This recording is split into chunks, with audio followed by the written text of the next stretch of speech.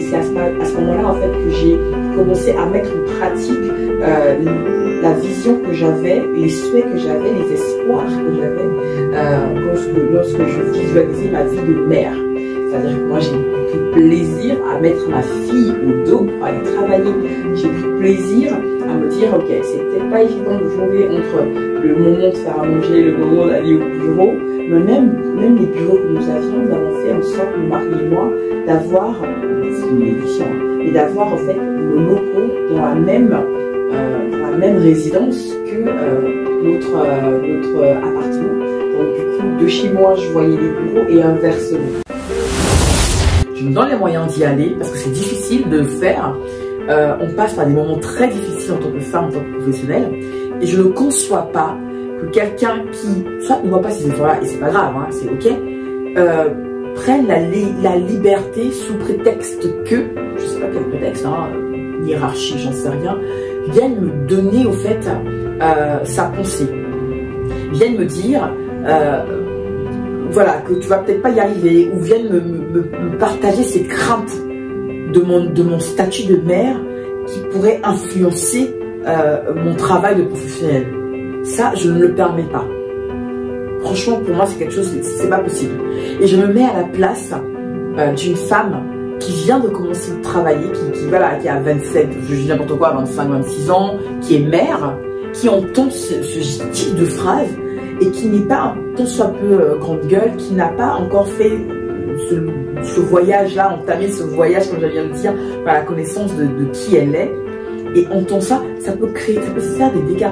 Donc, messieurs, qui m'ont regardé, hein, c'est pas du féminisme exacerbé, c'est pas du féminisme à tout bout de champ qui râle pour un oui ou pour un non. Non, laissez-nous vous éduquer gentiment, respectueusement, que vos craintes de voir une femme avec des enfants de bas âge et à la tête d'entreprise ou à la tête de projet ou lui confier les rênes d'un projet important, si vous avez peur de ça, vous ne savez pas ce que vous ratez au fait. La femme et elle est puissante. Et moi j'adore contribuer à faire prendre conscience aux femmes à quel point elles sont puissantes.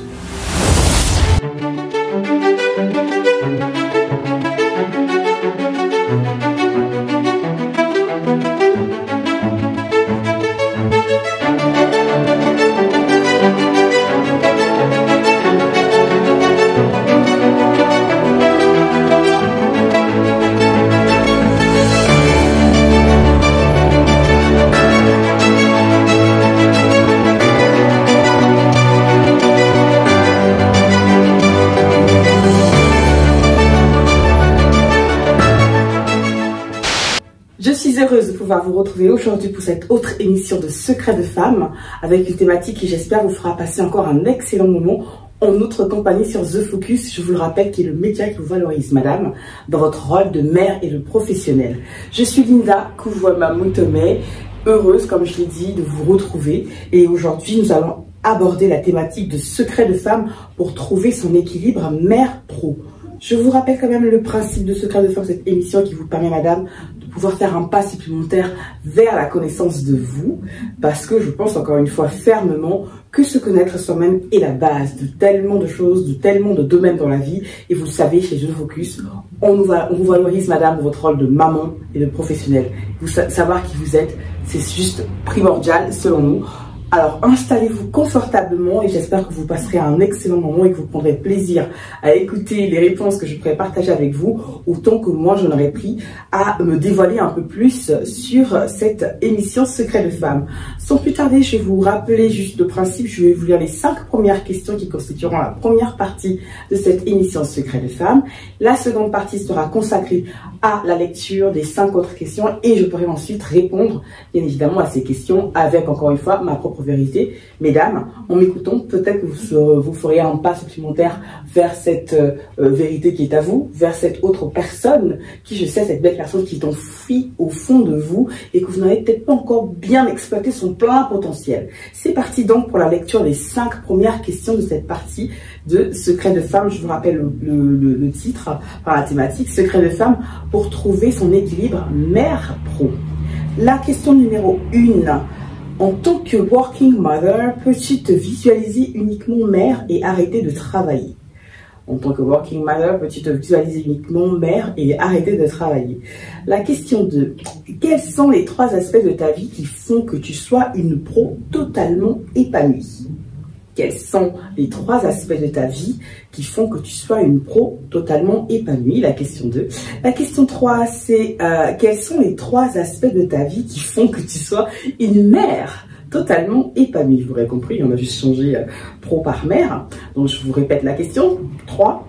Quels sont les 3 aspects de ta vie qui font que tu sois une mère totalement épanouie? L'avant-dernière question que je lirai est la question 4. Penses-tu que la mère en toi doive laisser un peu plus de place à la pro en toi ou inversement? Cette question 4, elle me fait déjà un effet Fukushima. Question 4. Penses-tu que la mère en toi doive laisser un peu plus de place à la pro en toi ou inversement? La question 5, je m'arrêterai par là pour la première partie de cette émission Secret de femme. Parviens-tu à consacrer 30 minutes par jour de temps de qualité à ton enfant sans travailler? Parviens-tu à consacrer 30 minutes par jour de temps de qualité à ton enfant sans travailler? On est parti? On y va pour les réponses à cette première série de questions.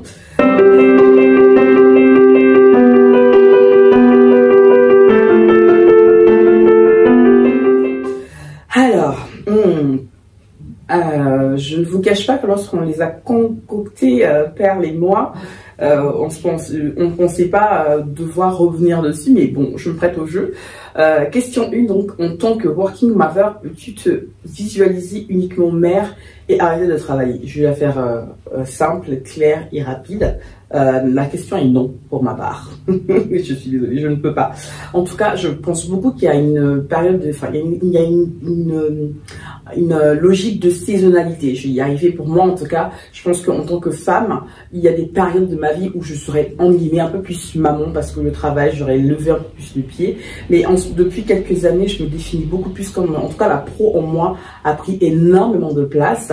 Et aujourd'hui, j'ai réussi justement à trouver cet équilibre-là, même s'il est très, il est encore très, comment dire ça, parfois très, ouais, très léger, parfois un peu déséquilibré, ça peut arriver, hein, qu'il ne soit pas tout à fait au beau fixe tout le temps, mais c'est pas grave, je suis ok avec ça. Mais c'est vrai que moi, me visualiser uniquement dans mon rôle de mère, donc typiquement si je dois rester à la maison et ne pas travailler en guillemets, personnellement je ne pourrais pas me sentir complètement épanouie, je ne pourrais pas vivre une vie heureuse, même si j'adore mes enfants. Pour la petite histoire, j'en ai 3 en bas âge, je l'ai mis à 6 ans et demi, et c'est vrai que je crois que mes enfants, pas que je crois, mes enfants ont accéléré, ont boosté, ont amplifié au fait ma logique de réussir, en tout cas encore une fois on met ce qu'on veut dans réussir, mais de réussir ma vie professionnelle. Et aujourd'hui moi me visualiser uniquement en m'occupant d'eux, même si c'est un travail à part entière que j'admire, mais personnellement je ne fais pas partie de ces femmes qui ont la capacité physique et mentale on guillemets, de s'occuper que de ses enfants. Maintenant, d'où la thématique d'aujourd'hui justement, trouver l'équilibre pour pouvoir jongler entre la femme, entre la mère et la professionnelle en moi, c'est pas toujours évident, mais ça fait justement le charme de la vie que je mène et que j'ai choisi. Pour la petite histoire, moi je suis en télétravail depuis quelques années.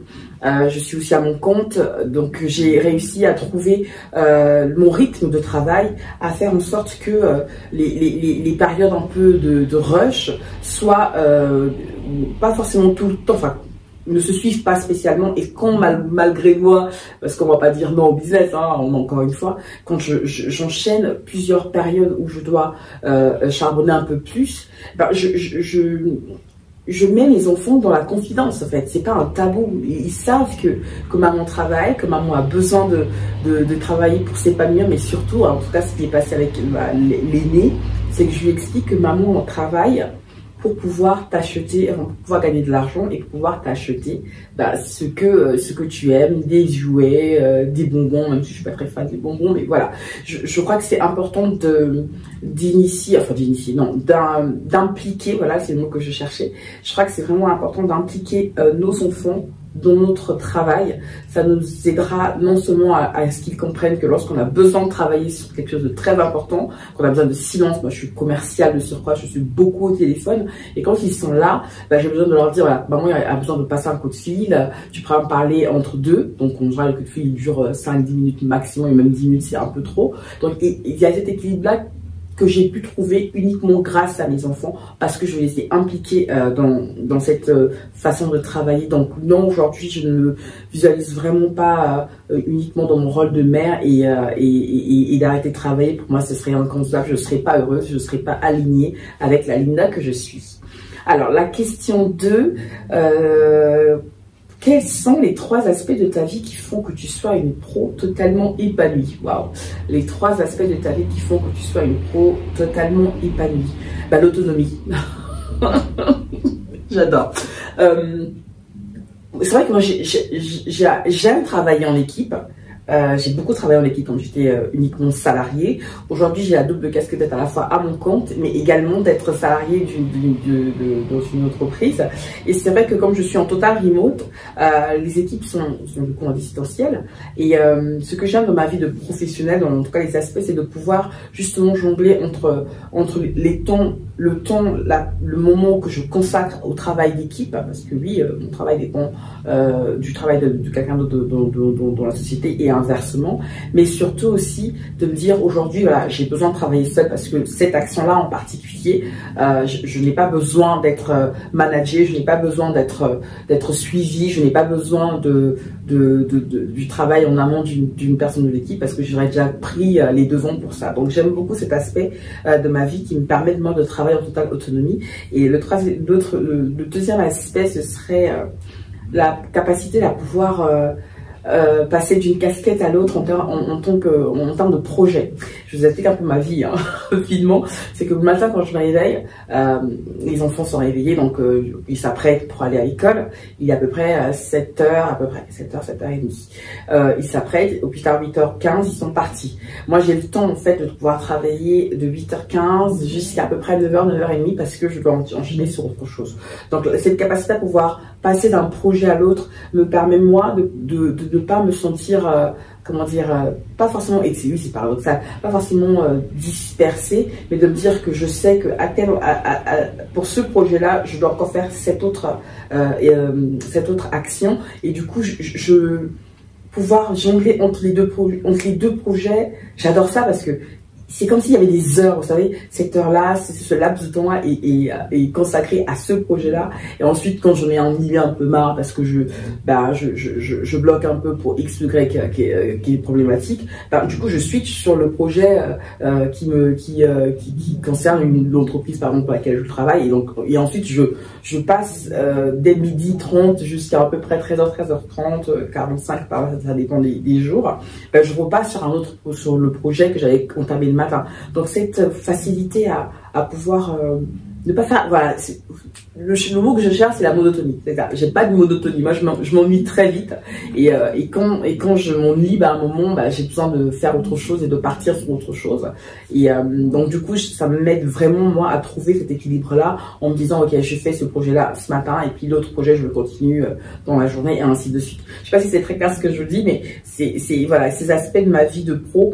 C'est vraiment le côté autonomie, le côté non, qui n'est pas de monotonie justement dans ma manière de travailler, dans l'aspect professionnel. Et puis la troisième chose, en fait, c'est le troisième aspect, c'est que je continue d'élargir ma zone de confort depuis qu'on a lancé The Focus, donc depuis plus de 3 ans.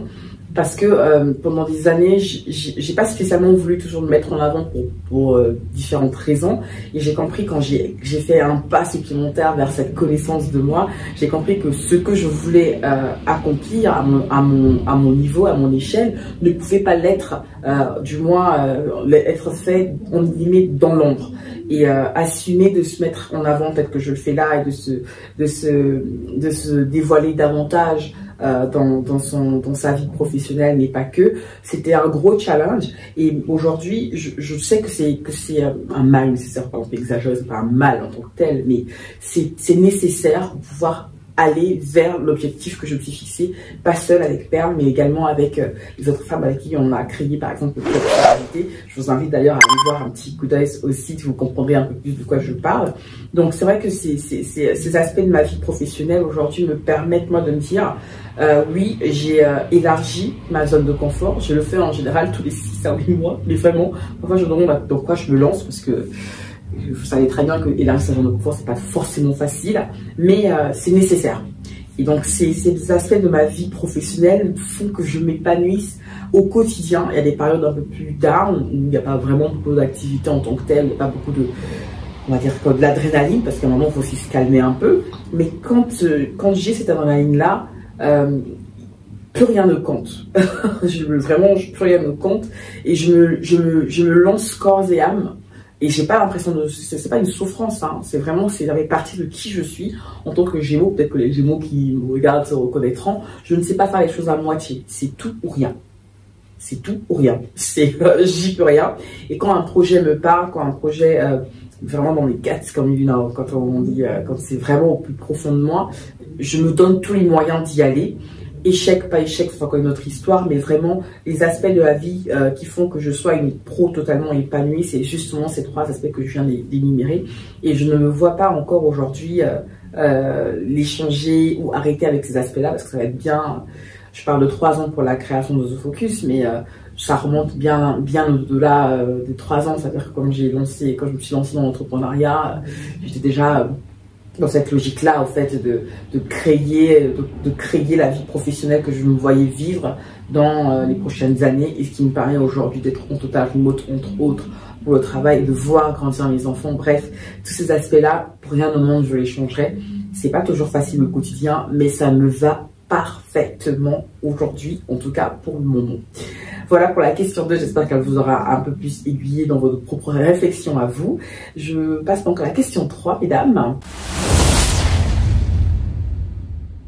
Les phrases inspirantes The Focus. Ce livre de poche est un hommage à toutes ces femmes d'exception et à toi qui le liras. Simplement pour te rappeler qu'en tant que femme, tu es également exceptionnelle. Car chez The Focus, nous savons que toutes les femmes le sont.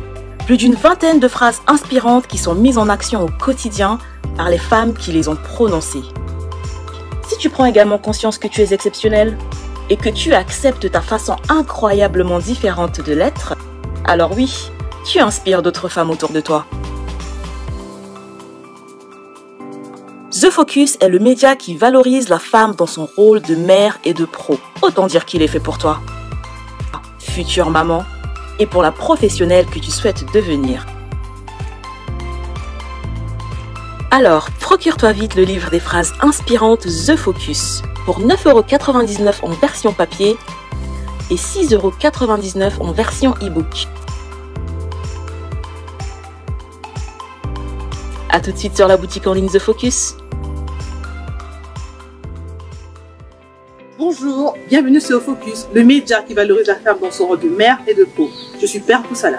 Je suis Linda Kouvama-Montemay. Nous animons avec Perle tous les mois l'émission Focus Sur qui reçoit 3 femmes d'exception pour aborder des thématiques qui vous piquent, des thématiques qui vous font grandir, qui vous enrichissent, mais toujours avec bienveillance et positivité. Exactement. On a hâte de vous retrouver tous les mois sur nos plateformes. À très bientôt. Au revoir.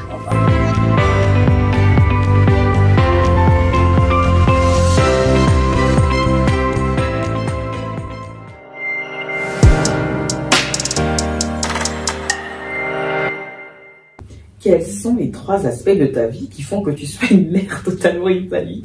Je crois que j'en ai un peu abordé justement dans la réponse précédente. Je parlais justement du fait d'être en total remote et de pouvoir justement voir mes enfants grandir.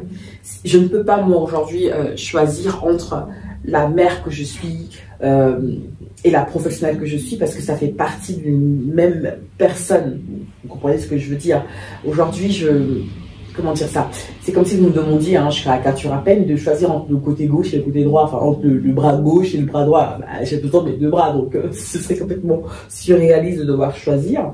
Et le fait d'avoir pu, je n'ai raté aucun moment privilégié, enfin aucune première fois au fait de mes enfants, parce que dès que je me suis d'abord mise à mon compte, vraiment que je donne le contexte. Je me suis mise à mon compte, j'avais 28 ans.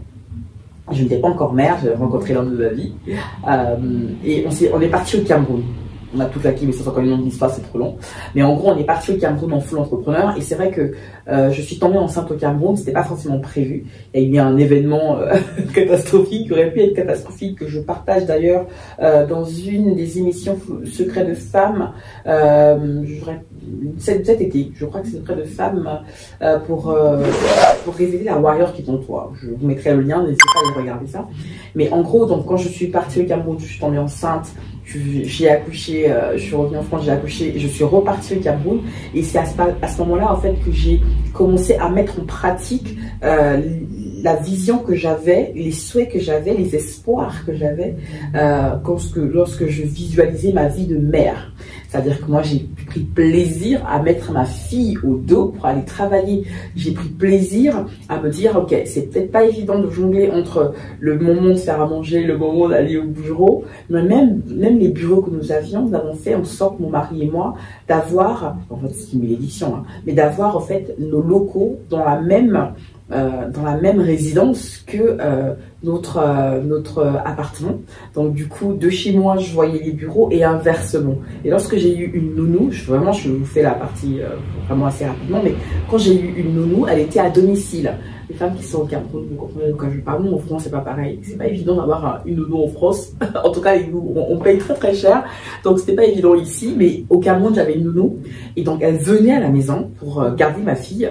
Et moi, ça me permettait de pouvoir travailler sereinement en me disant que ma fille est en sécurité chez nous. Et en plus, chez nous, vraiment, je caricature vraiment pas. C'est que je me mettais sur le palier, sur le balcon des bureaux et je voyais, au fait, ma fille me faire coucou par la fenêtre. Donc, cette vie-là, je l'ai visualisée, en tout cas je l'ai espérée avant de devenir mère, et lorsque je suis devenue maman, je ne l'ai pas subie au final.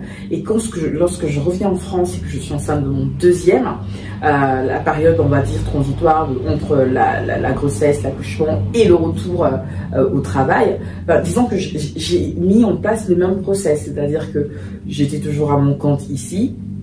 Mon enfant, les deux étaient avec moi. Je travaillais en même temps que je les surveillais. J'ai pas mal d'astuces à vous partager. Si vous en voulez, n'hésitez pas à me faire un petit mail à linda@thefocus.fr. Je vous enverrai quelques astuces. Mais comme voilà, grosso modo, je mettais mon enfant au dos, l'autre jouait dans son parc pas loin, ou était à côté de moi et faisait comme maman en fait.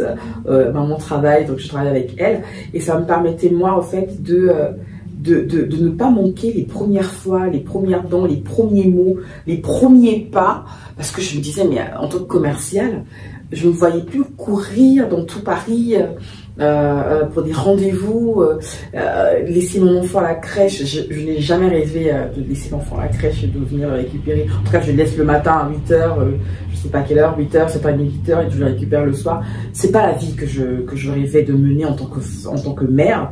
Et je me suis donné les moyens avec mon homme, justement, de ne pas mener cette vie-là. Ça n'a pas été facile. Mais aujourd'hui, voilà, la mère que je suis est totalement épanouie parce que je n'ai pas eu cette frustration-là de louper les premières fois de mes enfants et de voir au final l'évolution de chacun de mes enfants. Aujourd'hui, on en a 3. Bon, la dernière, elle a quelques mois, elle a 7-8 mois à peine, donc c'est encore trop tôt pour pouvoir lui expliquer comment on travaille. Mais voilà, les 2 premiers savent, par exemple, que lorsque maman est en train en émission, lorsque maman part à Paris pour enregistrer l'émission, ils savent pourquoi je pars, je les implique. Et donc, je pars un peu plus le cœur léger.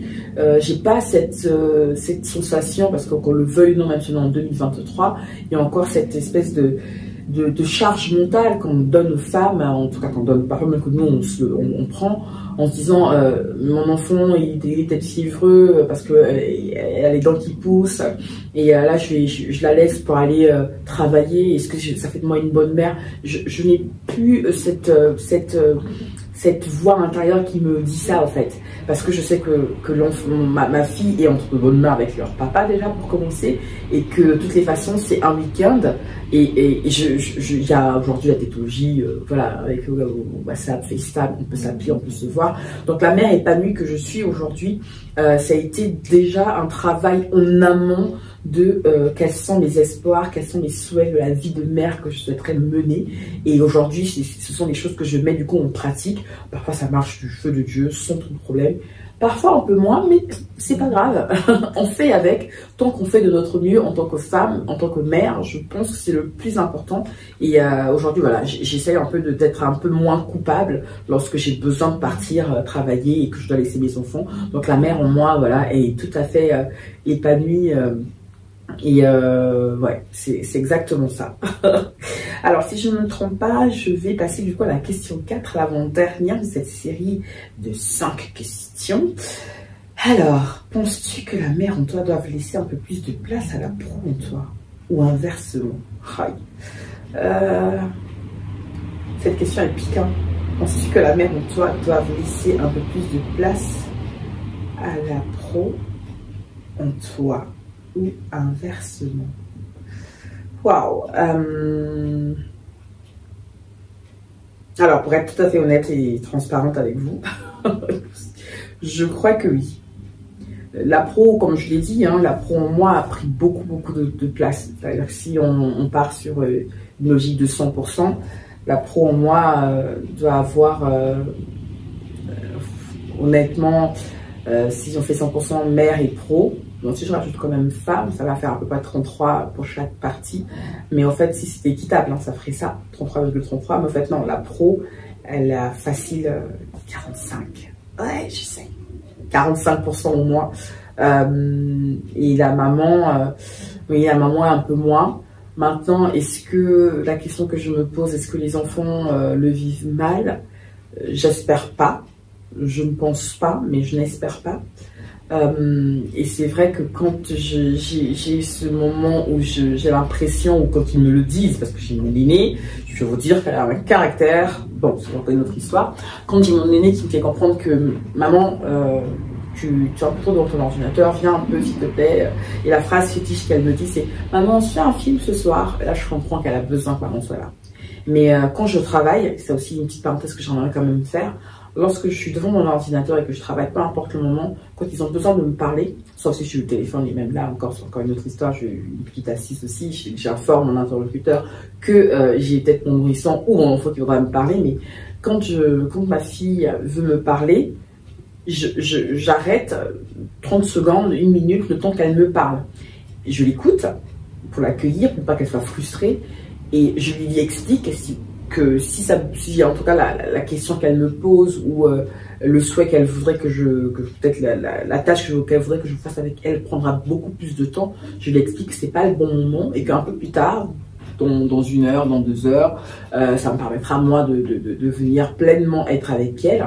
Et c'est vrai que en faisant ça, ça me permet moi de ne pas sentir que mon enfant est trop frustré, de ne pas non plus l'envoyer bouler, voilà, très clairement, mais et de juste lui faire comprendre que maman là est en train de travailler et a besoin de temps, mais je m'arrête pour lui dire que pour l'écouter du moins. Et c'est vrai qu'on a installé une routine.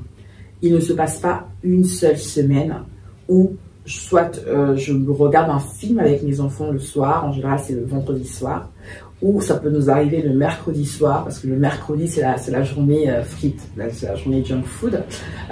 Et voilà que le mercredi soir, parfois on se fait un film pendant qu'on est en train de dîner.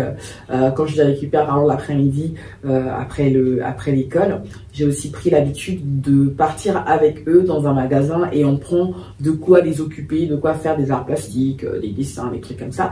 Et ce que j'ai fait aussi, c'est que j'ai aménagé un espace juste à côté du bureau, pas très loin en tout cas de mon bureau, où ils ont avec leurs affaires, ils ont la possibilité de s'asseoir, de s'allonger et puis de pouvoir travailler en guillemets à côté de maman. Et ça, en fait, on a vraiment l'impression de passer du temps ensemble. Et ça me permet, moi, de toujours, encore une fois, de ramener un peu de la mère dans la pro. Parce que oui, je sais que la pro prend plus de place. Maintenant, je n'en fais plus un problème, plus tant que ça. Parce que je crois pertinemment que pour avoir une mère épanouie, pour avoir une mère qui est heureuse et qui leur rend aussi beaucoup d'amour, beaucoup de bonheur, je dois avoir cette honnêteté de dire qu'à un moment, c'est aussi d'abord un peu égoïste, si on peut le percevoir comme ça. Moi, je ne le perçois pas comme ça, mais c'est d'abord important, je pense, de penser à soi pour pouvoir ensuite donner le maximum, le meilleur aux autres. Et les autres en question, ce sont mes enfants. Si j'ai l'impression de devoir faire quelque chose par contrainte, ce serait pas... Ils vont le sentir aussi. Et du coup, parfois, ma fille, elle est toujours l'aînée, elle aime bien faire comme maman. Par exemple, quand on faisait des émissions en distanciel à l'époque, elle faisait aussi comme moi. Maman, je vais être en émission avec toi pour faire la radio. Et donc, du coup, elle a même recueilli des, comment dire ça, des tips comme ça, des tips de langage, les mêmes phrases que je dis lorsqu'on lance la radio, lorsqu'on lance l'émission Focus Sur, par exemple. Elle sait que maman est en train d'enregistrer l'émission. Donc bref, elle fait beaucoup comme maman. Donc du coup, j'ai pas vraiment l'impression qu'elle en souffre. En tout cas, j'espère qu'elle n'en souffre pas. Mais oui, j'ai l'honnêteté de dire que la mère en moi devrait laisser un peu plus de place à la pro. Mais au final, qu'est-ce que ça veut dire ? Qu'est-ce que ça veut dire? Je pense qu'il faut être OK avec l'un ou l'autre. Penses-tu que la mère en toi doit laisser un peu plus de place? Oui, je le pense. Maintenant, est-ce que j'en fais un problème? Non. Est-ce que ça me pèse sur ma charge mentale? Non plus. et en plus, ce qui est aussi important que j'aimerais bien souligner, c'est que mon mari, au fait, sait ce qu'il en est de mon côté.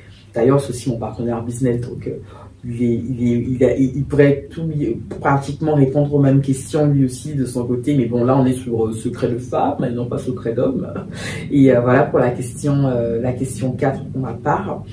La question 5, cette dernière question de la série des 5 premières questions de secret de femme pour trouver son équilibre mère-pro. Je la rappelle donc, la 5e question, c'est: parviens-tu à consacrer 30 minutes par jour de temps de qualité à ton enfant sans travailler? En fait, j'aurais dit oui dès le départ, mais quand je vois la fin, sans travailler... Alors, depuis cette année, en 2023, cette année, j'ai pas trop fait. Mais oui, parce qu'on avait aussi installé une routine de faire du fait maison. Moi, j'aime beaucoup faire du fait maison, tout ce qui est goûter, par exemple. Et c'est vrai que j'aime bien faire ça le week-end.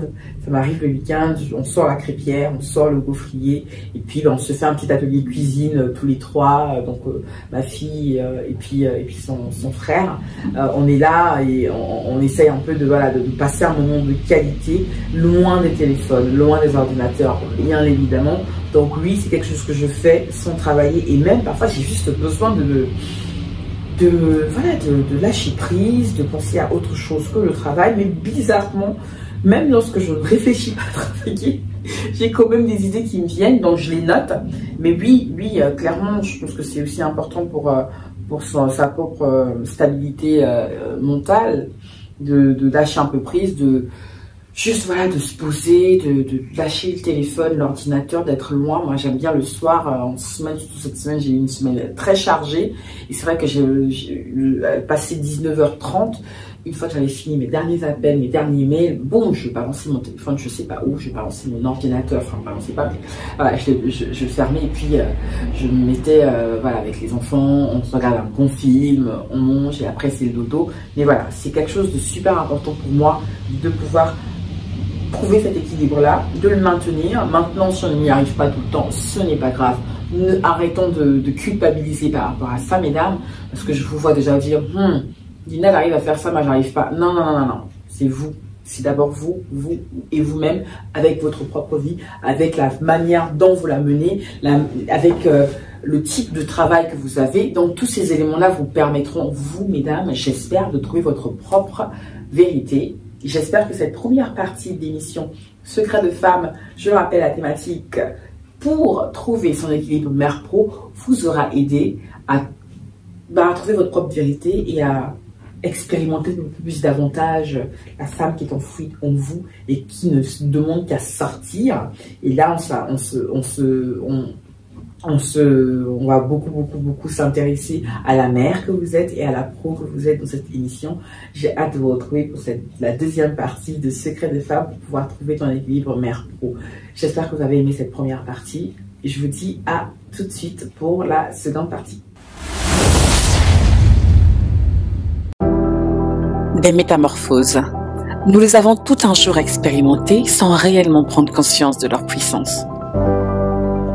Dans ce nouveau numéro de The Focus Magazine, des femmes d'exception comme Badila Malunga, Vic Cap, Danielle Ngankem et Virginie Candia vous aident à amorcer des métamorphoses incroyables de votre être, mais également de votre entreprise. C'est pour nous l'occasion de vous plonger dans un bout de leur parcours de vie inspirant. Lire leurs mots vous encourageront peut-être à entamer et poursuivre vos propres métamorphoses. Et une fois de plus, vous ne serez pas seul à faire ce voyage, car Joël, Perle et moi, nous sommes là pour vous y accompagner si vous le souhaitez.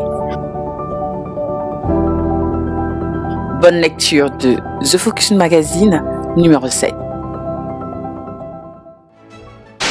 C'est reparti pour cette deuxième partie d'émission Secret de femme. Dans la thématique d'aujourd'hui, c'est Secret de femme, pouvoir trouver ton équilibre mère et pro. Je suis Linda Kouva-Mamotome, je suis heureuse de pouvoir vous retrouver encore pour cette deuxième partie. Donc mesdames, j'espère que vous n'avez pas bougé, que vous êtes revenus. Et pour toutes celles qui nous rejoignent, installez-vous confortablement et passez un moment, je l'espère, de positivité, un moment de détente en ma compagnie. N'hésitez pas à aller sur la plateforme thefocus.fr, le lien va s'afficher, hein, sur la vidéo dans tous les cas, pour pouvoir avoir accès aux questions dont je vous parle et aux réponses que je partage aujourd'hui avec vous dans cette vidéo. C'est parti pour la lecture des 5 autres questions qui constituent cette deuxième partie d'émission Secret de femme.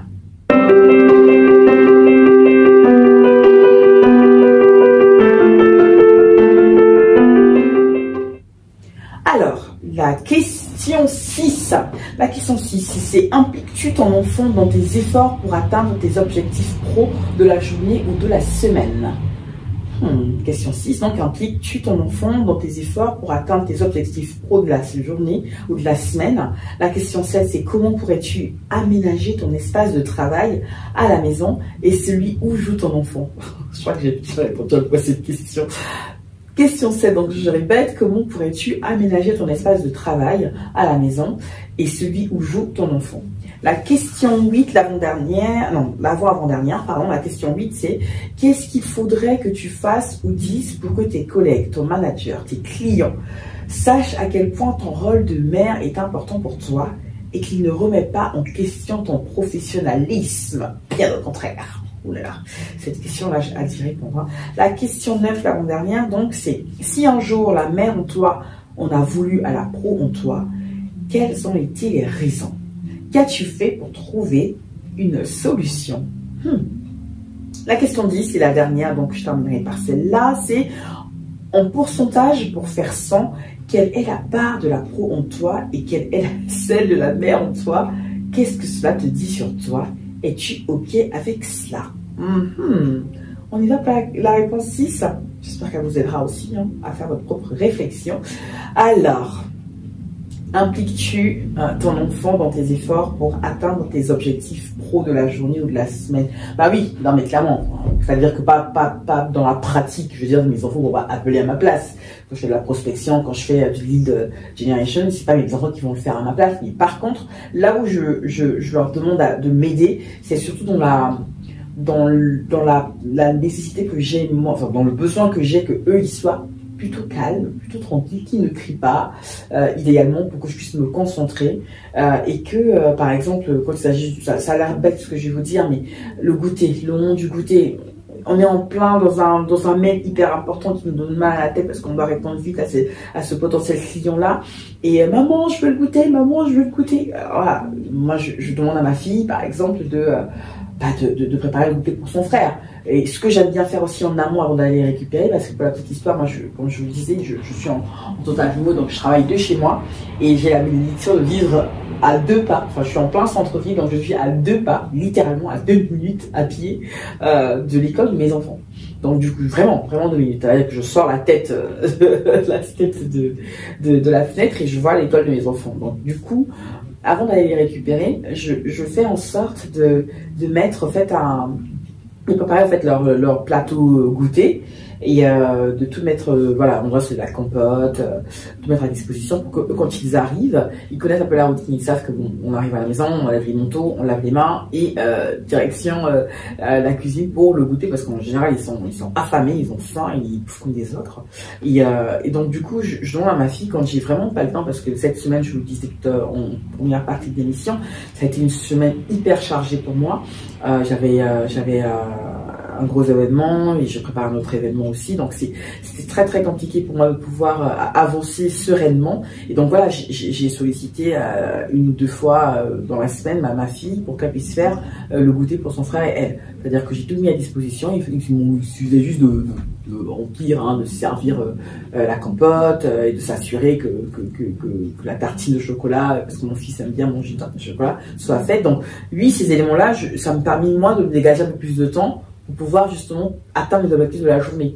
Et ça, je ne l'aurais pas fait si mes enfants n'avaient pas joué le jeu, si je ne les avais pas sollicités, s'ils n'étaient pas OK pour le faire et s'ils ne goûtaient pas. Donc voilà, ils savent que lorsqu'ils arrivent, une fois que la période du goûter qui me prend en général un quart d'heure, 20 minutes, mais bon, mine de rien, 20 minutes, c'est beaucoup quand on a beaucoup d'objectifs de la journée.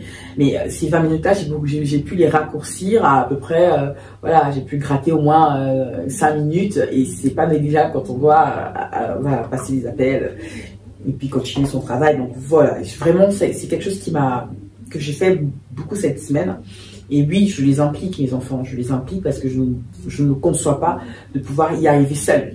Les gens qui disent qu'ils réussissent seuls, là, vous savez ce que j'en pense, c'est pour ça qu'ils nous suivent depuis quelques temps. Je ne pense pas qu'on puisse réussir seul à atteindre ses objectifs. On peut se donner les moyens, certes, mais pour les atteindre, je pense qu'on a toujours besoin des autres. Et parfois, on a tendance à sous-estimer la capacité de nos enfants à comprendre et à être force de proposition et surtout à être une aide dans le fait qu'ils puissent, en guillemets, se gérer un tout petit peu. Enfin, quand je dis se gérer, voilà, à 6 ans et demi, ils sont là, je les vois, je les entends, mais j'ai besoin qu'eux, ils m'aident à ne pas être inquiète lorsqu'ils jouent dans leur chambre et qu'ils se mettent à hurler. Donc il ne faut pas des jeux qui nécessitent de terminer à l'hôpital, si vous voyez ce que je veux dire. Donc dans ce sens-là, oui, je pense qu'ils m'aident beaucoup à atteindre les objectifs professionnels de la journée. Maintenant, la question 7. Comment pourrais-tu aménager ton espace de travail à la maison et celui où joue ton enfant? J'en ai parlé en première partie, je pense. Mesdames, ça fait partie justement des astuces que j'ai mises en place quand on a eu le confinement. Le premier confinement, ça a été terrible pour beaucoup de personnes, je pense, moi aussi. Mais c'est vrai que comme je vous disais, j'avais déjà moi travaillé en remote, en tout cas de chez moi, les bureaux à la maison, enfin les bureaux dans la même résidence quand on était à Douala, en rentrant en France, je travaille de chez moi. Et je me suis rendu compte que les enfants, pendant le confinement, du moins, même avant ça, je veux dire, ils ont besoin d'être avec nous. Ils ont besoin de savoir qu'on n'est pas loin. Parfois, ils n'ont pas forcément besoin de nous parler tout le temps. Ils veulent juste nous voir. Ils veulent juste nous montrer leur désir. Ça dure 30 secondes ici, 10 secondes par là. Mais bon, mise bout à bout, toutes ces secondes, ça fait plusieurs minutes. Donc, c'est vrai que moi, mon espace de travail, avec mon mari, on a emménagé, on a la chance d'avoir de vivre dans un très grand appart. Et c'est vrai que on a un double salon qui est vraiment énorme. Et il y a une partie du salon en fait qu'on a aménagé en l'espace, on appelle ça l'espace start-up, l'espace entreprise, où on a tous nos bureaux, nos appareils et tout ça. Et il y a un espace où il y avait assez de place pour mettre un canapé. Et ben la petite fille, la dernière par exemple, elle est dans un parc. Elle est dans son parc, elle est à côté. Et les enfants, les aînés ont encore de quoi avoir un espace pour s'allonger et ils prennent des espèces de, voilà, j'avais pris des supports qui leur permettent de s'allonger tranquillement et de dessiner, de faire de la peinture. Je suis vraiment à 0 mètre de là où je suis et en général c'est le mercredi, justement comme je le disais en première partie de l'émission, c'est le mercredi qu'on se pose là et qu'ils travaillent à côté de moi et que moi aussi je travaille là. Et quand j'ai besoin de passer un coup de fil, avant, ce que je faisais pendant le confinement par exemple, c'est que mon fils était beaucoup plus jeune et il pleurait parce que j'avais tendance à me déplacer pour aller au téléphone. Donc pour être sûr qu'il ne me suive pas, donc je fermais la porte de sa chambre par exemple et j'avais déplacé au fait mon lieu de travail avec mon ordinateur dans sa chambre pour m'assurer qu'il soit content, qu'il soit apaisé parce qu'il était trop petit pour le mettre dans le parc. Donc il était dans sa chambre et c'est vraiment une belle astuce parce que le fait de pouvoir travailler dans un espace qui appartient à l'enfant, vous n'avez plus la hantise qui se cueille. Ben, là on a une table, voilà, les points de table, au moment où il va se lever, il va se prendre un coup à la tête. Il y a plus cette crainte-là et donc du coup on est beaucoup plus concentré dans son travail. Donc moi j'avais pris mon ordinateur et je m'étais allée m'asseoir dans la chambre de mon fils pour travailler à côté de lui. Et l'erreur, en tout cas pour moi je considère que c'était une erreur à ce moment-là, que je faisais encore, c'est que je me levais pour aller téléphoner parce que je ne voulais pas qu'il fasse du bruit au téléphone. J'étais au téléphone. Sauf que ce qui est paradoxal, parce que j'ai vécu, c'est que les enfants, en tout cas mon enfant, la crainte que j'avais en tout cas ce que je voulais éviter qu'il ne fasse quand j'étais au téléphone dans sa chambre, et ben c'est ce qu'il faisait lorsque je sortais, c'est-à-dire que dès qu'il me voyait me lever, le laisser et moi j'allais téléphoner, il hurlait parce qu'il ne me voyait plus. Donc j'avais beau être en ligne un peu plus loin, je n'étais pas concentrée dans ma discussion avec mon interlocuteur parce que j'entendais mon fils hurler. Et je ne connais pas une mère ici qui est OK, qui n'est pas un peu stressée à l'idée d'entendre son enfant hurler et de pouvoir être totalement concentrée avec le plein sourire au téléphone. Je ne le connais pas. En tout cas, moi, je ne l'ai pas vécu comme ça. Donc du coup, j'ai intégré le fait qu'on est en plein confinement, on est tous en télétravail. La personne que j'appelle a sûrement également des enfants en télétravail, en tout cas chez eux. Et là, pour le coup, c'est le travail qui vient dans l'intimité de la famille. Cette période bien délicate, évidemment. Donc, du coup, j'avais intégré progressivement que c'est OK si mon enfant pleure au téléphone pendant que je dois parler à un DAF, à un CEO, à un primo-entrepreneur, à une primo-entrepreneur ou à un directeur RSE. Parce que on est dans une période compliquée et que mon enfant, qui est en bas âge, je ne peux pas l'exclure de son espace, de son intimité à cause du travail. Donc j'ai dû faire avec. Et c'est vrai que cette question soulève vraiment des astuces que j'ai mises en place et que j'espère vous aidera vraiment à aménager de telle sorte que, enfin votre espace de travail, de telle sorte que l'enfant se sente suffisamment serein pour se dire maman est à côté, elle travaille, j'ai pas spécialement besoin de lui parler là, mais je la vois. Et ça rassure les enfants. Et quand ils sont rassurés, évidemment, vous connaissez la suite. On est rassuré également, on est beaucoup plus sereine pour pouvoir travailler sereinement et à la maison et pendant que notre enfant joue à côté. Je sais pas si ça aide, mais vraiment, moi, c'est ce que j'ai fait. Et ah oui, la dernière petite astuce aussi, je l'ai même partagé il y a quelques temps sur LinkedIn, c'est que quand je suis au téléphone, je prends les devants. Ça peut m'arriver en fonction de si l'enfant est éveillé ou pas, s'il est un peu grincheux ou pas. Je prends les devants en informant mon interlocuteur que c'est pas impossible que mon nourrisson ou que mon fils se joigne à la conversation parce que j'ai un nourrisson, parce que j'ai un enfant. Et franchement, un coup sur deux, la personne, elle est OK, elle sait, parce qu'elle est passée par là, ou elle vit elle-même aussi la situation. Et donc, ça apaise déjà la discussion, ça ramène vraiment le côté humain dans les échanges qui sont très sérieux. Je veux dire, pas parce qu'on entend un enfant gazouiller à côté que ce que je vais dire n'a pas plus de valeur que si j'avais été au bureau avec le bruit de la machine ou de la photocopieuse ou le bruit de la machine à café. Je veux dire, le bruit, ça reste le bruit. Après, la nature du bruit, c'est peut-être ça qui va peut-être nous dire que oui, on est légitime ou pas. Moi, j'ai plus ce problème-là, en fait. J'ai plus ce problème-là, donc je suis OK avec le fait que la personne en face ne soit peut-être pas forcément à l'aise. Et si c'est pas le bon moment pour elle pour qu'on puisse se parler parce que le bruit de mon enfant la dérange, bon, ça m'est pas vraiment arrivé. Ça a dû m'arriver une fois et encore, je pense même pas. Je suis aussi OK avec l'idée de rappeler la personne un peu plus tard quand mon enfant sera endormi, j'en sais rien. Je ne me dis pas évidemment, mais voilà, je comprends que ça la gêne et je demande juste comment est-ce que je peux la rappeler à un moment beaucoup plus opportun. Et je m'arrange à ce moment-là à ce que mon enfant soit endormi ou que je le donne à son papa quand il rentre. Et voilà, comme ça, je n'ai pas de problème à me dire que mon enfant a envie de jouer, moi je dois travailler, mais l'espace où il doit jouer, il y a un peu de place à côté. Et parfois, je t'emmènerai même par là, le bureau est assez grand, donc je ramène ma fille aînée, elle a sa chaise là, et puis elle travaille à côté de moi aussi. Donc ça, c'est génial aussi pour pouvoir impliquer son enfant et comment j'aménage mon espace de travail. Voilà, ça fait partie des éléments qui qui m'aide moi à continuer malgré tout ce que je dois faire. Et franchement, ça fonctionne plutôt bien. Moi, ça fonctionne plutôt bien. Ça fonctionne plutôt bien. Il faut en parler aux enfants, je pense que c'est important. La question 8. Vous avez trop hâte d'y arriver. Nous avons toutes dans nos vies une femme qui nous a un jour inspirés.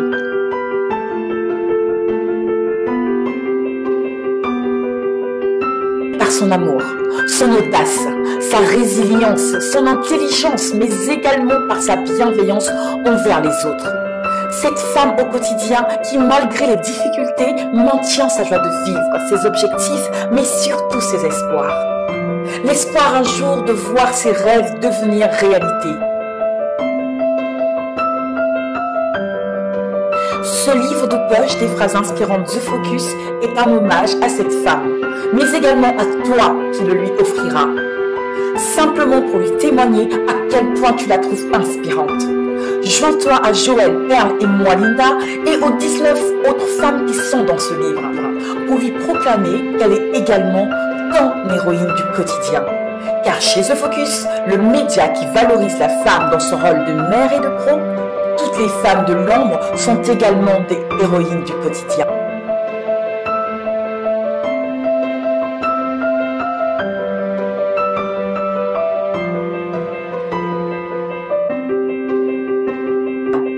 Alors, à qui choisiras-tu de l'offrir?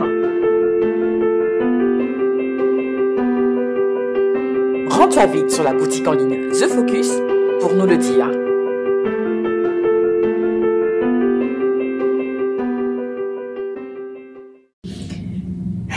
Qu'est-ce qu'il faudrait que tu fasses ou dises pour que tes collègues, ton manager, tes clients sachent à quel point ton rôle de mère est important pour toi et qu'il ne remet pas en question ton professionnalisme, bien au contraire. Qu'est-ce qu'il faut que je fasse ou dise? Je leur dis. Je sais pas, enfin, je leur dis, puis c'est tout. Je ne leur dis pas en mode, c'est pas comme si j'allais me... En fait, je vais pas me justifier d'être mère. Enfin, pour moi, c'est un non-sens. Je vais pas me justifier d'être mère. Mais j'ai eu, il y a quelques semaines de cela, peut-être un mois ou deux, je sais plus exactement, bon bref, ou un quiproquo, ou une maladresse, bref, je sais pas dans quelle case mettre tout ça, mais en tout cas, j'ai eu droit en tant que maman de 3 enfants en bas âge, être professionnelle, donc la carrière professionnelle pour toi, tu dis adieu parce que tu es mère de 3 enfants. Oui, je vous assure, mesdames, en 2023. On a beaucoup discuté de ça avec cette personne, c'était pas un quiproquo, en fait, c'était en gros plutôt moi j'appelle ça plutôt une maladresse, mais c'était une crainte de la part de cette personne, parce que je devais avoir accès à plus de challenges, à plus de défis pour l'entreprise, à accéder à un poste plus important et tout ça. Comment vous dire? Alors, faire carrière pour moi, quand je dis je ne peux pas faire carrière en tant que salarié, c'est pas pour dénigrer le salariat, c'est pas ça. C'est que j'ai des rêves, j'ai de grands rêves en tant que professionnelle, j'ai de grands rêves en tant que femme, en tant qu'africaine. Et moi, mon rêve, en tout cas, c'est de voir aujourd'hui le travail que je fais, hein, de contribuer à faire que l'Afrique de demain sera une terre tellement propice pour de l'investissement, pour une meilleure vie. Déjà, je trouve que la vie dans les pays d'Afrique, en tout cas pour ma part, est à bien des égards meilleure d'un point de vue social d'y vivre qu'en Europe, hein, personnellement, parce que j'ai vécu la moitié de ma vie en France, enfin en Europe, et l'autre moitié en Afrique. Et c'est vrai que j'ai cette vision-là que mes enfants, que le travail que je fais aujourd'hui, je ne verrai pas les fruits de ce travail. Si je les vois, c'est tant mieux, hein, je touche le bois. Mais surtout pour mes enfants. Je travaille pour mes enfants, pour les générations à venir. Mes enfants, leurs amis, mes neveux, les enfants de mes amis. Et aujourd'hui, c'est mon principal moteur. Quand on me voit faire plein de projets, quand je donne l'impression pour certains qui sont un peu perturbés par le fait que je fais plusieurs choses à la fois, il y a une ligne directrice que je n'éprouve pas le besoin de justifier. Mais moi, mes enfants, c'est mon moteur. Je sais qu'avant d'être mère, j'avais déjà ce côté y aller, parce que voilà, quand même pas, on a toute la tête avec mon mari, on est parti s'installer au Cameroun, on fait l'entrepreneur, on a investi plus de 100 000 € qu'on a perdu. C'était le plus gros échec de ma vie, le premier, même si je ne crois pas en hiver l'échec, mais bon, je m'égare un peu. Mais voilà, j'ai pas, moi aujourd'hui, je ne considère pas que mes enfants sont une raison, en guillemets, de ne pas aller travailler, sont une raison, en guillemets, de ne pas aller essayer d'atteindre mes objectifs. Au contraire, si mes enfants n'avaient pas été là, mais là, je suis même pas sûre que j'aurais été en face de vous à faire cette émission, clairement, parce que Secret de femme, parce que The Focus découle justement d'une période très compliquée il y a quelques années, et c'est justement parce que j'avais mes enfants que j'ai tenu le coup, parce que mes enfants, je veux les voir s'épanouir, je veux les voir grandir, je veux les voir me dire maman, je dois aller faire mon stage, je sais pas où, est-ce que je vais dans Abia Digital qui est au Cameroun, ou dans la filiale qui est au Congo, ou dans la filiale, voilà, c'est ce genre de choses que je voudrais que mes enfants disent quand ils auront 20 ans, et que si jamais ce que nous on fait avec leur papa ne leur convient pas, mais qu'ils se disent voilà, maman, je vais aller faire mon stage, ou je vais aller postuler dans la boîte de Tata Intel au Togo, au Bénin. C'est ça ma vision. Donc aujourd'hui, quand mes collègues, certains qui s'égarent, il n'y en a pas eu, hein, franchement, il n'y en a pas eu, ou un manager ou des clients peuvent remettre en question mon professionnalisme, je ne sais même pas si j'ai besoin de leur prouver ou de leur expliquer que on remet en question le professionnalisme, que si on a posé un acte en rapport direct avec le travail, c'est-à-dire que je dis n'importe quoi, hein, dans une propale, tu as écrit n'importe quoi ou tu l'as envoyé hors délai ou oui, mais je ne vois pas dans quelle situation mes enfants peuvent être un problème. Oui, je suis en total remote, oui, j'ai des enfants en bas âge, oui, je dois faire de la prospection, oui, je dois faire pas mal de choses, oui, j'ai beaucoup de challenges, mais encore une fois, à élever des enfants, il n'y a pas de travail plus dur que ça. Il n'y a pas, je répète encore, il n'y a pas de travail plus dur que d'élever un enfant. Et même si on peut considérer que ce n'est pas un travail, mais c'est une tâche au quotidien qui demande une multitude de compétences, de déployer des trésors d'imagination, une force mentale, physique, les porter, les accoucher, les soulever, être là quand ils font des cauchemars à 4 h du matin et être OP le matin à 8 h pour qu'ils aillent à l'école et travailler. Il n'y a pas de tâche plus difficile que d'être mère.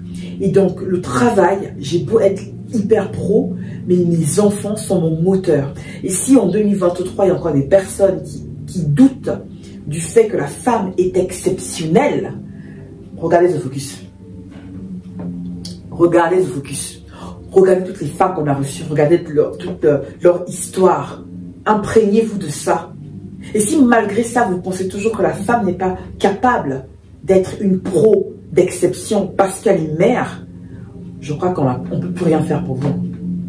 Mais après, c'est aussi ok, hein, mais juste ne venez pas mettre vos a priori. C'est ce que j'avais dit au final à la personne avec qui j'ai parlé, de ce qui m'a dit, voilà, 3 enfants, est-ce que tu vas y arriver, est-ce que machin. Ce sont tes doutes à toi, ce sont tes appréhensions à toi, c'est ta réflexion personnelle à toi. Par contre, je ne te permets pas de venir me le dire à 2 reprises de surcroît. Je n'accepte pas d'entendre ça. Que tu veuilles me le dire, on est autour d'un, voilà, on se boit un verre, on est en train de déjeuner, ah ben Linda, comment tu vas faire pour tel ou tel projet, comment ça se passe pour toi, les enfants, à la limite peut-être. Encore une fois, ça dépend de la relation qu'on peut avoir. Et même là, si on marche sur des œufs, il faut faire super gaffe. Mais la capacité que la personne a à se dire est-ce qu'elle peut y arriver ou pas, et qu'elle se pose des questions de son prisme à elle, avec sa vision, avec ses pensées à elle, ne l'autorise pas, ne la légitime pas, ne légitimise pas le fait qu'elle doive venir me le dire. Ça, pour moi, je ne l'accepte pas. Parce que, allez, moi, je suis une grande gueule. Je l'assume. Voilà. Je ne pense pas être irrespectueuse, mais je pense être une grande gueule. Je sais ce que je vaux. Je sais où est-ce que je veux aller. Je me donne les moyens d'y aller parce que c'est difficile de le faire. On passe par des moments très difficiles en tant que femme, en tant que professionnelle. Et je ne conçois pas que quelqu'un qui, soit ne voit pas ces efforts-là, et c'est pas grave, hein, c'est ok, prenne la liberté sous prétexte que, je sais pas quel prétexte, hein, hiérarchie, j'en sais rien, viennent me donner au fait sa pensée. Viennent me dire, voilà, que tu vas peut-être pas y arriver, ou viennent me partager ces craintes de mon statut de mère qui pourrait influencer mon travail de professionnel. Ça, je ne le permets pas. Franchement, pour moi, c'est quelque chose, c'est pas possible. Et je me mets à la place d'une femme qui vient de commencer de travailler, qui a 27, je dis n'importe quoi, 25, 26 ans, qui est mère, qui entend ce type de phrase et qui n'est pas, tant soit peu grande gueule, qui n'a pas encore fait ce voyage-là, entamé ce voyage, comme je viens de le dire, par la connaissance de qui elle est. Et entend ça, ça peut faire des dégâts. Donc, messieurs, qui m'ont regardé, hein, c'est pas du féminisme exacerbé, c'est pas du féminisme à tout bout de champ qui râle pour un oui ou pour un non. Non, laissez-nous vous éduquer gentiment, respectueusement, que vos craintes de voir une femme avec des enfants en bas âge et à la tête d'entreprise ou à la tête de projet ou lui confier les rênes d'un projet important, si vous avez peur de ça, vous ne savez pas ce que vous ratez au fait. La femme et elle est puissante. Et moi, j'adore contribuer à faire prendre conscience aux femmes à quel point elles sont puissantes. Et moi, je le répète, les enfants sont un moteur. Mes enfants sont mon moteur, sont mon carburant. Cette question 8, je passe volontairement beaucoup de temps dessus parce que vraiment, elle m'a fait l'effet Fukushima. Je la relis rien que pour le plaisir de la relire. Vraiment, qu'est-ce qu'il faudrait que tu fasses ou dises pour que tes collègues, ton manager, tes clients sachent à quel point ton rôle de mère est important pour toi et qu'il ne remet pas en question ton professionnalisme. Bien au contraire. Sans les enfants, vous n'aurez pas cette même pro en face de vous que vous avez embauché ou que vous payez pour faire la tâche pour laquelle vous avez besoin que votre entreprise puisse évoluer. Donc, s'il n'y avait pas les enfants, je n'aurais pas cette même fougue, cette même détermination, cette même logique, ce même focus justement pour atteindre mes objectifs.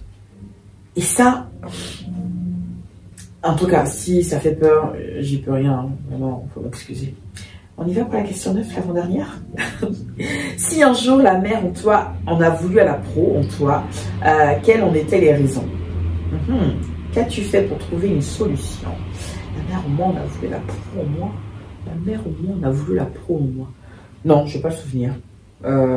J'ai pas le souvenir si la mère au moins en a voulu la pro en moi. J'ai pas le souvenir. Non, vraiment là je sèche. Peut-être tac, la mère au moins a voulu la pro moi. La mère. Non, franchement là je suis désolée, je sèche. Quand il y a des raisons. Non. Est-ce que. Alors j'essaie de voir quand j'étais à Douala éventuellement.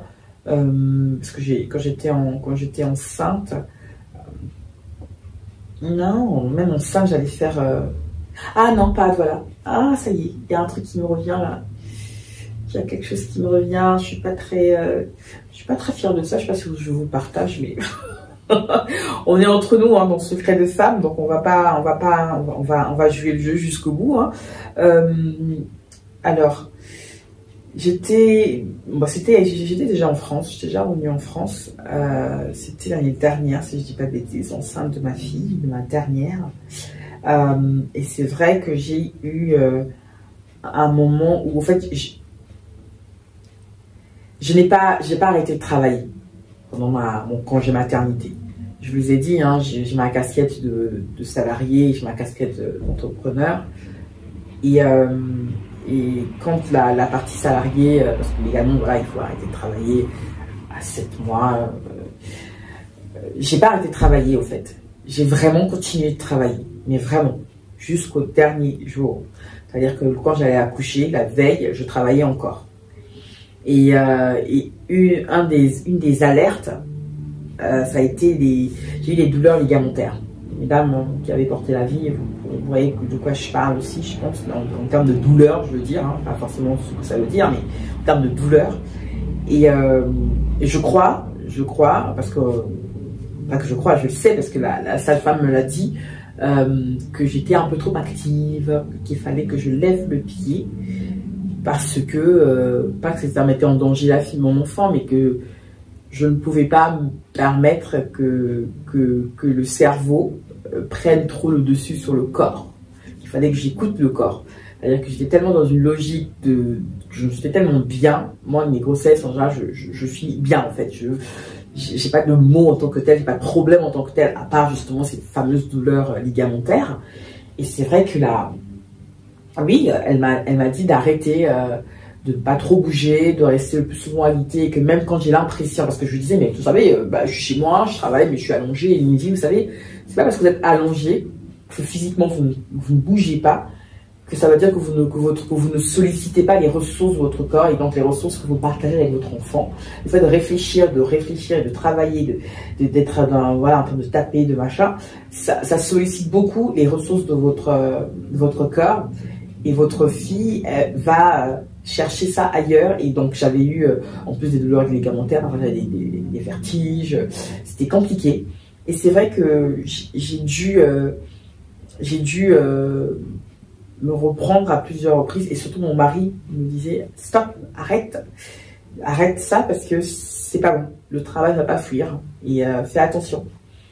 Et c'est vrai que la mère en moi n'était pas très fière de ça. Et bon, je l'ai quand même partagé. Donc la solution pour moi a été de me dire, bah oui, faites le travail, il y en aura toujours, quoi. Donc ce que je peux pas faire maintenant, je le ferai plus tard, après ma naissance. Voilà, et c'est ce que j'ai fait au final.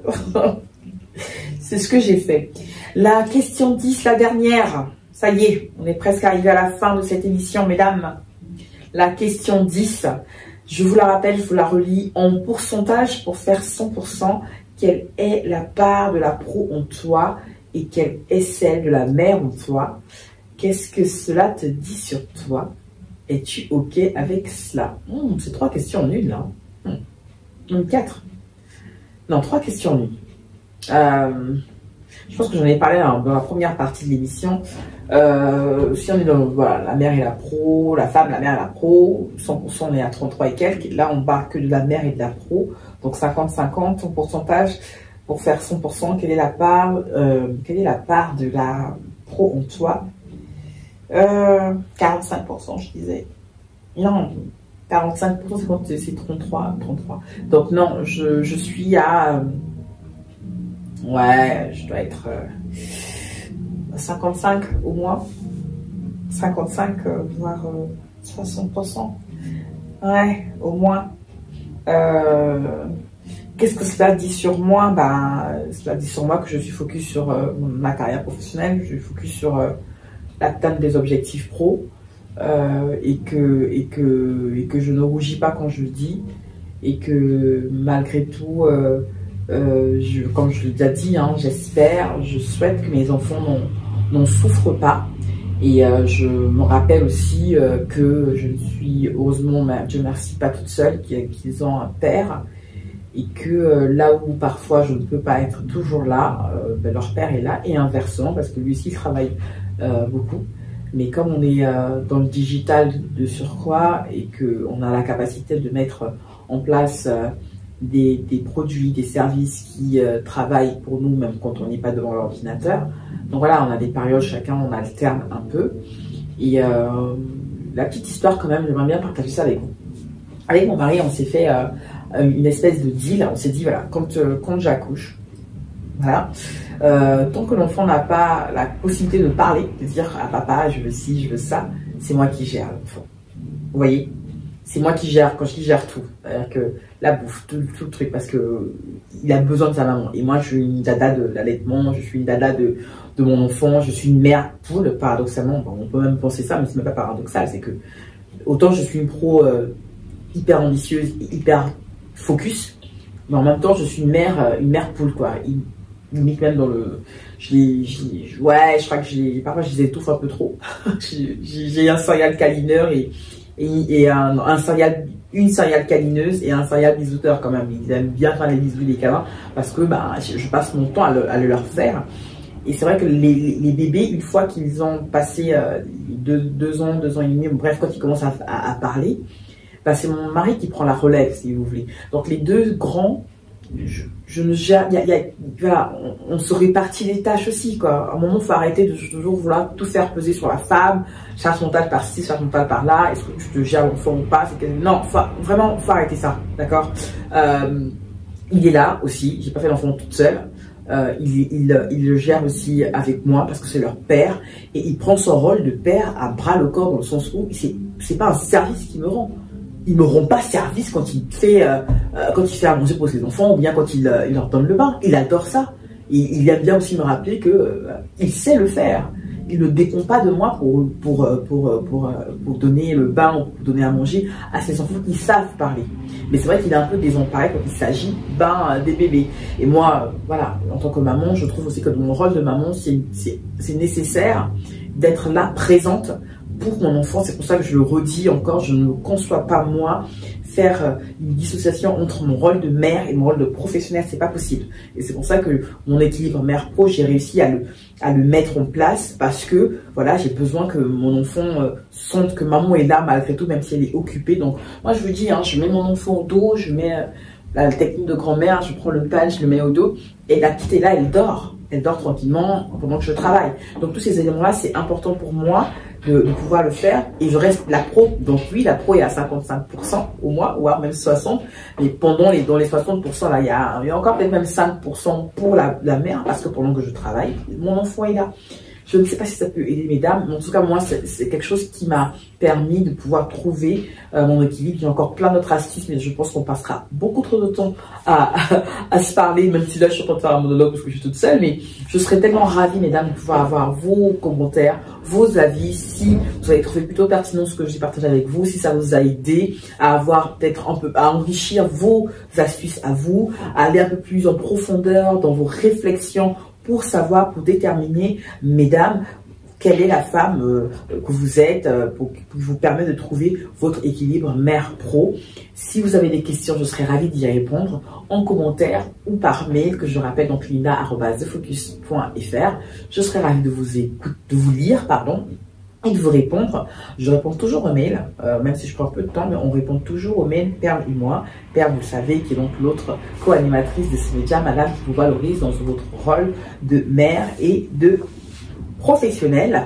J'espère que vous avez passé un excellent moment en ma compagnie. Moi, je vous dis à la prochaine pour une autre émission de Secrets de Femmes sur The Focus, le média qui vous valorise, madame, dans votre rôle de mère et professionnelle. Je suis Linda Kouvouma-Motome et j'aurai plaisir à vous retrouver sur nos plateformes. Prenez soin de vous et je vous dis à la prochaine. Au revoir.